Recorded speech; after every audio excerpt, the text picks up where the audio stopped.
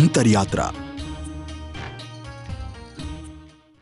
जय जिनेंद्र बंधु, अभिनंदन है आप सभी का कार्यक्रम अंतर यात्रा में। अंतर यात्रा की आज की कड़ी में हमारे साथ एक ऐसे शख्स जुड़े हैं जो विभिन्न प्रकार से इस संस्था यानी कि जैन विश्व भारती संस्था के साथ जुड़े हैं, डायरेक्टली और इनडायरेक्टली। कैसे, वह उनका स्वागत करेंगे और बताएंगे आपको लगातार इस कार्यक्रम के माध्यम से, और इनके क्या क्या योगदान रहे हैं इस जगह से और तेरा पंथ समाज को आगे बढ़ाने में, किस तरीके से इन्होंने हर प्रकार के विकास में अपना सहयोग दिया है, जानेंगे सुखराज सेठिया जी से। सर्वप्रथम अभिनंदन करेंगे सेठिया जी का। जय जिनेंद्र सर, जय जिनेंद्र। स्वागत है आपका विशेष कार्यक्रम में। सर, सबसे पहले मैं यही जानना चाहूंगी कि आप इस संस्था के पूर्व उपाध्यक्ष रहे हैं और साथ ही साथ बहुत सारे और डेजिग्नेशन आप कैरी करते हैं। इसके साथ अगर हम मैच करें तो क्या है आपके बारे में, कैसे आप यहाँ पर जुड़े हैं, कब से आप जुड़े हैं, सबसे पहले ये बताइए। मैं धर्म संघ से प्रारंभ से ही जुड़ा हुआ हूँ और इस संस्था से, जैन विश्व भारती संस्था से मुझे जुड़ने का सौभाग्य मिला। हमारे धर्म संघ के CR बंसाली जी जिस समय अध्यक्ष थे, उनके साथ मुझे उपाध्यक्ष का दायित्व मिला और तेरा पंथ धर्म संघ की अनेक संस्थाओं के से जुड़ने का सौभाग्य मिला। तेरा पंथ धर्म संघ एक अनुशासित, मर्यादित, संगठित और प्राणवान धर्म संघ है और इसको हम विकासमान धर्म संघ भी कह सकते हैं। जैन धर्म में सबसे नवीन धर्म संघ 260 साल पुराना यह तेरा पंथ धर्म संघ है और यहाँ पर गुरु परंपरा है और आचार्य श्री भिक्षु ने इस तेरा पंथ धर्म संघ की स्थापना की और उसके बाद में अभी वर्तमान में हमारे 11वें आचार्य महाश्रमण जी इस तेरा पंथ धर्म संघ के आचार्य हैं और यहाँ पर उनके नेतृत्व में और इस जैन विश्व भारती के पवित्र प्रांगण में अनेक आध्यात्मिक प्रवृत्तियाँ यहाँ पर संचालित है और ये एक तपोभूमि है और साधना भूमि है। यहाँ पर अनेक आचार्यों के चातुर्मास हुए हैं।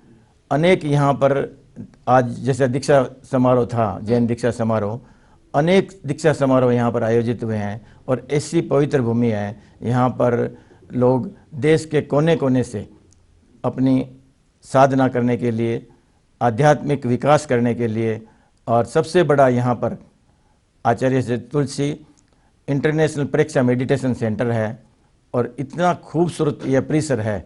यहाँ पर आकर आपको भी मालूम है, आप 2 दिनों से यहाँ पर है, तो यहाँ पर आने के बाद में ऐसे लगता है कि हम स्वर्ग में आ गए। बिल्कुल बिल्कुल, कोई अतिशयोक्ति नहीं है इसमें, 2 राह है ही नहीं इस शब्द को दोहराने में कि ये जगह क्या है।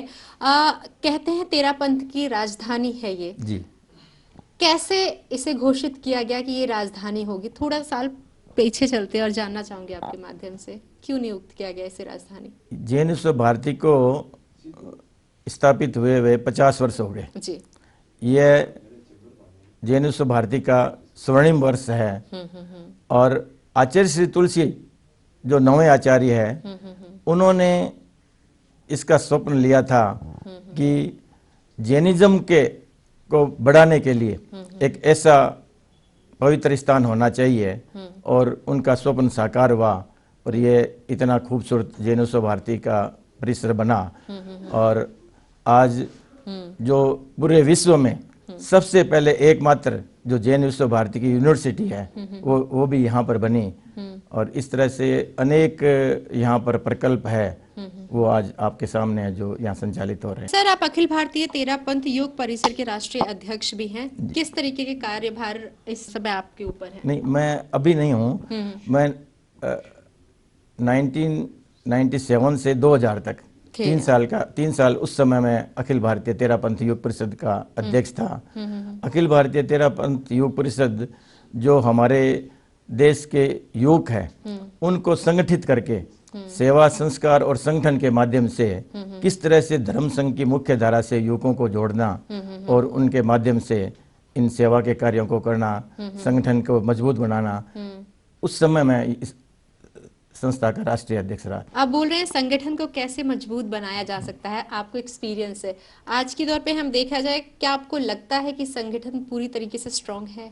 जी हाँ, जब हम तेरापंथ युग परिषद से जुड़े तो हमारी एक पूरी कार्यकारिणी होती थी और देश के, मेरे को याद है जब मैं राष्ट्रीय अध्यक्ष था, लगभग 200 जगह पर मैंने खुद संगठन यात्रा की और किस तरह से मैं वहाँ पर जाकर अपने साथियों के साथ में जुड़ना और वहाँ के संगठन को देखना, किस तरह से हमको और व्यवस्थित कर सकते हैं। इस तरह से जो भी अध्यक्ष आता है, मेरे बाद में भी जो अध्यक्ष आए हैं, उन्होंने भी जगह जगह पर वहाँ पर जाकर अपने संगठन को मजबूत करना और धर्म संघ की मुख्य धारा के साथ उनको जोड़ना और किस तरह से धर्म संघ के सेवा के काम में संस्कार को मजबूत करने के लिए हमारी जैनिज्म जो संस्कृति है हमारी, वो कैसे अक्षुण्ण रहे, इस तरह से जो भी अध्यक्ष आते हैं, जो भी कार्यकर्ता आते हैं, वो अपना काम करते हैं। तो हमारा संगठन आज काफ़ी बड़ा है, लगभग 40,000 युवक पूरे देश में हैं और वो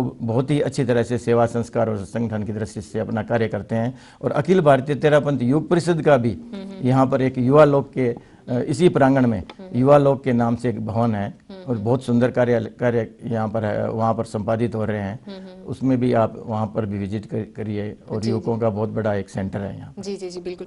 सर, आपके समय की बात करें और आज की बात करें, चेंज होते हैं समय तो चीज़ें भी बदलती हैं। आई एम श्योर कि जैसा हमने बात भी की है और लोगों के माध्यम से भी जाना है कि दिन रात परिवर्तन हो रहे हैं, तो आपके समय से और अब में क्या परिवर्तन आए हैं, अगर आपके नज़रिए से बताया जाए? बहुत परिवर्तन आए हैं। मैंने देखा है कि ये जेएनयू भारती के परिसर को भी जब मैंने देखा इस बार आकर, मनोज जी लूणिया हमारे जेएनयू भारती के अभी वर्तमान में राष्ट्रीय अध्यक्ष है और मैं 2 साल के बाद में मैं यहाँ पर इस बार गुरुदेव पधारे तो दर्शन करने के लिए आया, तो यहाँ के परिसर को देखकर ही ऐसा लगा कि इन्होंने इतना श्रम करके इसको इतना खूबसूरत बनाया है। और आचार्य श्री ने कहा है कि यहाँ पर आके ऐसा लग रहा है कि वास्तव में ये जो क्षेत्र है, गुरुदेव ने तो इसको जय कुंजर के भी उपाधि दी है। आचार्य श्री तुलसी इसको कामधेनु के नाम से पुकारते थे और यहाँ पर साहित्य की दृष्टि से, शोध की दृष्टि से, शिक्षा की दृष्टि से अनेक नए यहाँ पर कार्य देखने को मिल रहे हैं। एक चीज़ और हमने नोटिस की है सर, यहाँ पर अगर मैं बात करूँ कि जो छोटी छोटी साध्वी हैं उनके लिए भी ऐसा नहीं है कि आप साध्वी बन गई हैं तो शिक्षा नहीं ले सकते, उनके लिए वो भी पीएचडी वगैरह कर रही हैं यही संस्थान से, उसके बारे में क्या कहना चाहेंगे? तेरापंथ धर्म संघ में सेवा के साथ में शिक्षा को बहुत महत्व दिया गया है। जो भी साधु और साध्वी दीक्षा लेते हैं उनसे पहले एक पारमार्थिक शिक्षण संस्था है, वहां पर रहकर उनको पूरा अध्ययन करना पड़ता है और वो जब पूरे पारंगत हो जाते हैं, शिक्षित हो जाते हैं, तभी उनको फिर दीक्षित किया जाता है। और दीक्षा के बाद में भी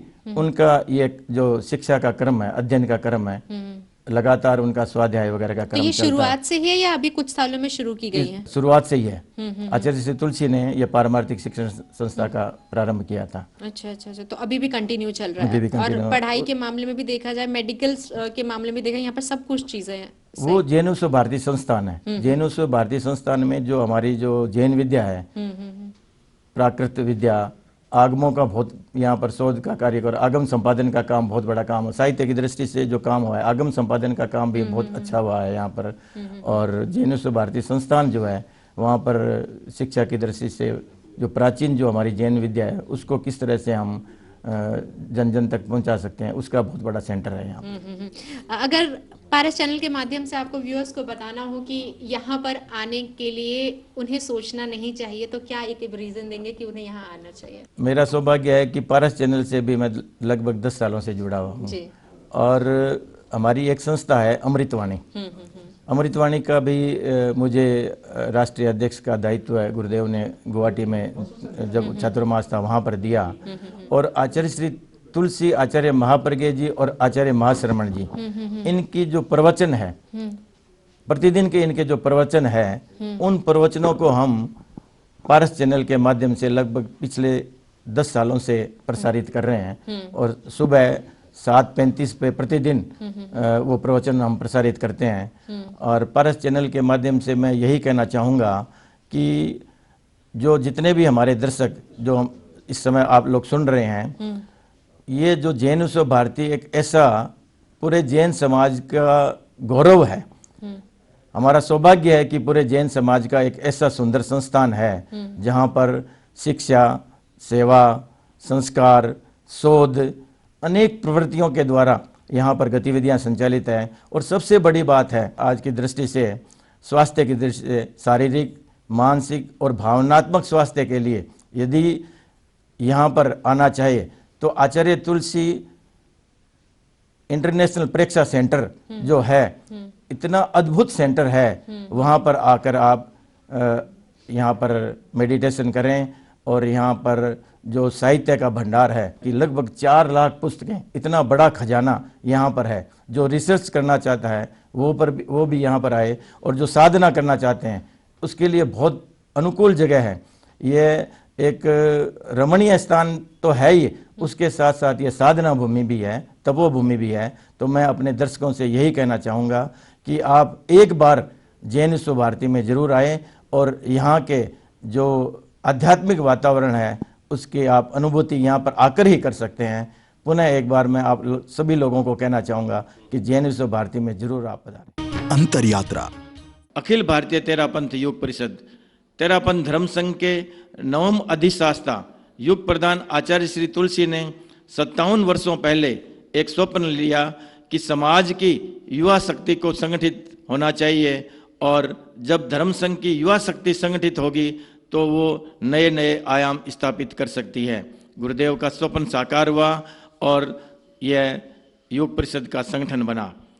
लगभग 33 वर्षों पहले युवा शक्ति का जो यह युवा लोक है, जिस जगह हम आज बैठे हैं, उसका निर्माण हुआ और युवकों का अखिल भारतीय तेरापंथ योग परिषद का यह केंद्रीय कार्यकाल है। वर्तमान में श्रीमान पंकज जी डागा इसके राष्ट्रीय अध्यक्ष हैं, पवन जी मांडोत इसके महामंत्री हैं। मैं अपने आप को सौभाग्यशाली मानता हूं कि इस गौरवशाली संस्था का मुझे भी राष्ट्रीय अध्यक्ष रहने का सुअवसर प्राप्त हुआ, और इस संस्था के पवित्र उद्देश्य है सेवा, संस्कार और संगठन। मेरे साथ में पूर्व कोषाध्यक्ष आदरणीय नवीन जी बेंगानी बैठे हैं। इनके ये तेरापंथ योग परिषद से प्रारंभ से ही जुड़े हुए हैं। इनके मन में चिंतन आया कि तेरापंथ धर्म संघ का यह युवा लोक है, इसका नवीनीकरण होना चाहिए, और इन्होंने तन मन धन से अपना योगदान दिया और स्वयं खड़े होकर इसका एलिवेशन और ये इतना सुंदर जो आज कार्यालय का स्वरूप हम देख रहे हैं, इनके श्रम का ही सुपरिणाम है। मैं इनको बहुत बहुत साधुवाद देता हूँ, बधाई देता हूँ। और पंकज जी डागा वर्तमान में जो राष्ट्रीय अध्यक्ष हैं, बहुत ही उनका विजन बहुत बड़ा है, और बड़ा पूर्व जो जितने भी हमारे अध्यक्ष, राष्ट्रीय अध्यक्ष रहे हैं, उनका वो बहुत सम्मान करते हैं और अपने कार्यकर्ताओं के साथ में मिलकर इस पवित्र संगठन को किस तरह से ऊंचाइयां प्रदान कर रहे हैं, यह बहुत ही सौभाग्य की बात है। और इस अखिल भारतीय तेरापंथ योग परिषद ने जो सेवा के कीर्तिमान स्थापित किया है, मैं एक ही उदाहरण देना चाहूँगा। जो रक्तदान का कार्यक्रम इन्होंने एक दिन में 1 लाख यूनिट एकत्रित करके गिनीज बुक में अपना ये नाम इन्होंने रिकॉर्ड करवाया था। ऐसे अनेक सेवा के केंद्र, नेत्रदान के और भी कार्यक्रम इनके संचालित हैं। उसके साथ साथ जैनिज्म के बारे में भी किस तरह से हम युवा शक्ति को धर्म संघ की मुख्य धारा के साथ में जोड़ सकते हैं, उनको संस्कारित कर सकते हैं, और उनके द्वारा किस तरह से धर्म संघ का विकास कर सकते हैं।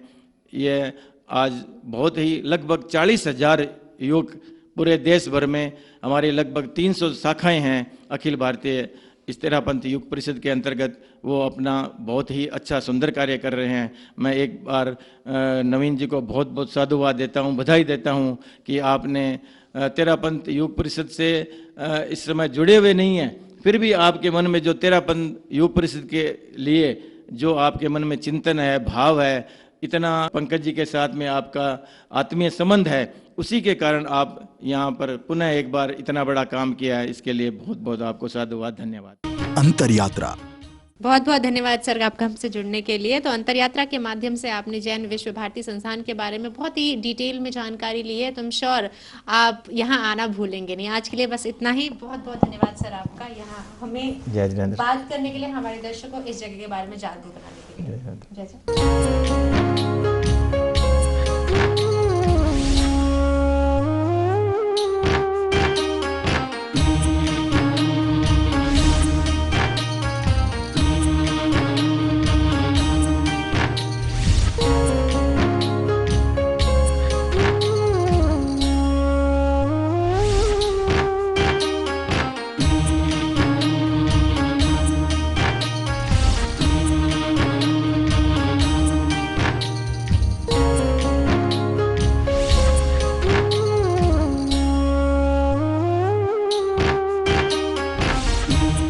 अंतर यात्रा